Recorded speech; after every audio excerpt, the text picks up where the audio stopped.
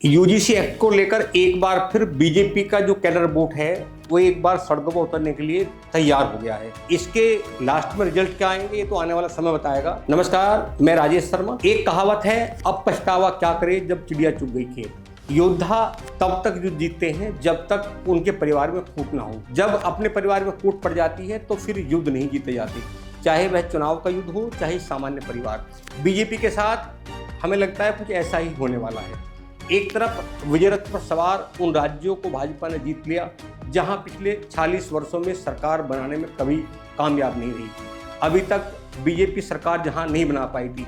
अब UGC act को केंद्र सरकार ने शायद इसलिए लागू किया कि उन्हें उनकी कई राज्यों में सरकार बन जाएगी, दूसरा वोट बैंक उनके पास आ जाएगा। लेकिन शायद उन्हें यह अंदाजा नहीं कि जिस वोट बैंक के बल पर बीजेपी आगे बढ़ी है, अगर वह वोट बैंक बीजेपी से नाराज हो गया तो बीजेपी कहीं की नहीं रहेगी। ऐसा ही कुछ देश भर में हो रहा है। अभी तक बीजेपी में विश्लेषण करने वाली टीम यह नहीं बता पाई 2024 में आखिर ऐसा क्या हुआ जहां बीजेपी अपने ही गढ़ हार गई। इसके पीछे की कहानी क्या थी? किसी ने कहा उत्तर प्रदेश के मुख्यमंत्री योगी आदित्यनाथ को टिकट वितरण में किनारे किया गया, यह इसका नतीजा था। किसी ने कहा पश्चिम यूपी में पहले चरण में जब टिकट वितरण हुआ तो राजपूत समाज को कम टिकट दिए गए। लेकिन जो भी आंदोलन था उस आंदोलन ने बीजेपी को धराशायी कर दिया। बीजेपी उन गढ़ों में हार गई जहां उसका परंपरागत गढ़ था। अब 2027 का चुनाव है। चुनाव से पहले जिस तरह बीजेपी का कैडर वोट बैंक नाराज है, इससे भाजपा भले ही हल्के में ले, लेकिन अगर यह नाराजगी दूर नहीं की गई तो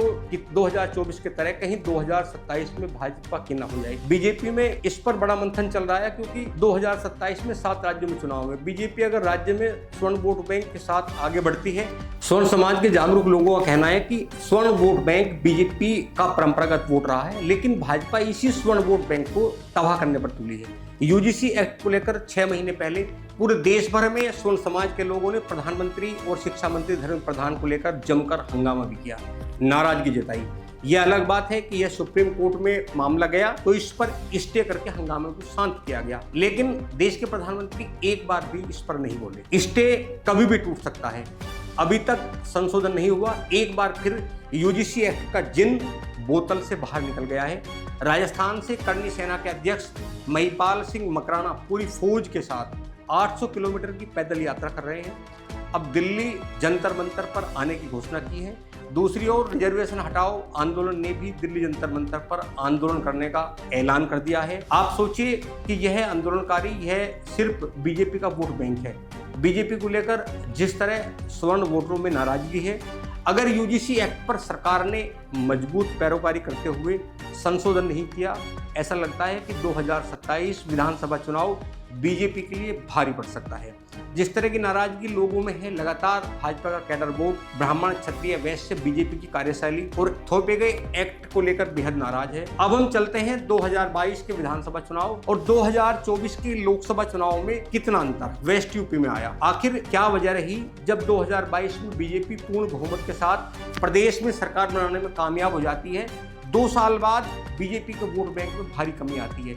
अगर 2024 के लोकसभा चुनाव की गणना विधानसभावार करें तो भाजपा यानी एनडीए को बहुत ज्यादा नुकसान हुआ, जो 2027 के चुनाव को लेकर भाजपा के अंदर दहशत का घर बनाए हुए हैं। इसलिए पहले वेस्ट यूपी की 2024 लोकसभा चुनाव की विधानसभावार आंकड़ों पर हम लोग बात करेंगे। 2024 लोकसभा के वोटों को विधानसभा क्षेत्रों में जोड़कर निकाली गई स्थिति है। 2027 का अनुमान नहीं। पूरी यूपी में समाजवादी पार्टी 184, कांग्रेस 39, टीएमसी 1। विधानसभा सेगमेंट में लोकसभा में आगे रहा इंडिया गठबंधन, 224 सीटों पर बढ़ा। 2022 में बीजेपी 255 विधानसभा सीटें जीती थी, जबकि समाजवादी पार्टी मात्र 111। पश्चिम उत्तर प्रदेश में 140 विधानसभा सीटों से बीजेपी 2022 में 93 विधानसभा सीट जीतने में कामयाब रही, जबकि समाजवादी पार्टी गठबंधन सिर्फ 43 सीट ही जीत सकी।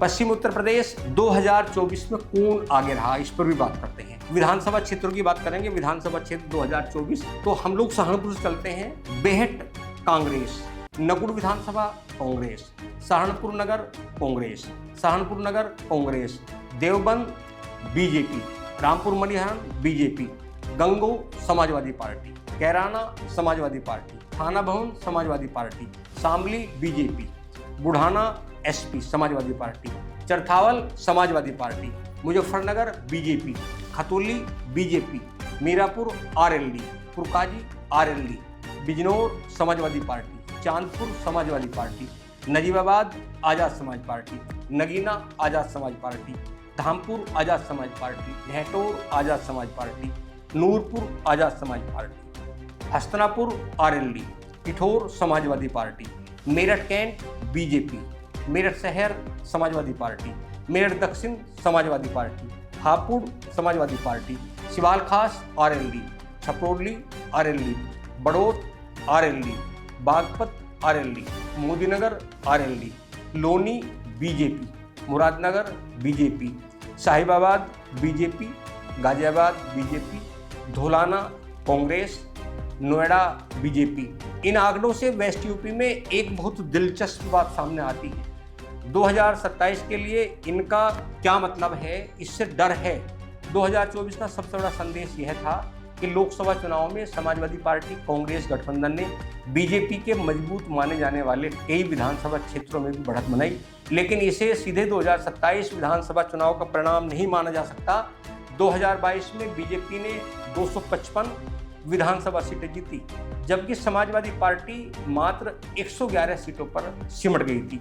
ये आंकड़े, ये वो विधानसभा है जिन विधानसभा में 2022 में बीजेपी ने परचम लहराया था, बीजेपी ने कमल खिलाया था। लेकिन 2022 के बाद 2024 का जब लोकसभा चुनाव हुआ तो एकाएक मैं क्रमवार, इसीलिए मैंने वेस्ट यूपी के मेरठ और सहारनपुर मंडल को लिया है। इन मंडल की वो तमाम सीटें, सहारनपुर में कई सीटें जो बीजेपी के पास थी, लेकिन जब लोकसभा का चुनाव आया तो वहां कांग्रेस, समाजवादी पार्टी यानी इंडिया गठबंधन बीजेपी से कहीं आगे रहा। तो इसीलिए डर है। लगातार लोग एनालिसिस कर रहे हैं कि जिस तरह यूजीसी एक्ट को लेकर बीजेपी का जो कोर वोटर है जिस तरह सड़कों पर है, अगर नाराजगी दूर नहीं हुई तो आने वाला समय बीजेपी के लिए नुकसान भरा साबित हो सकता है।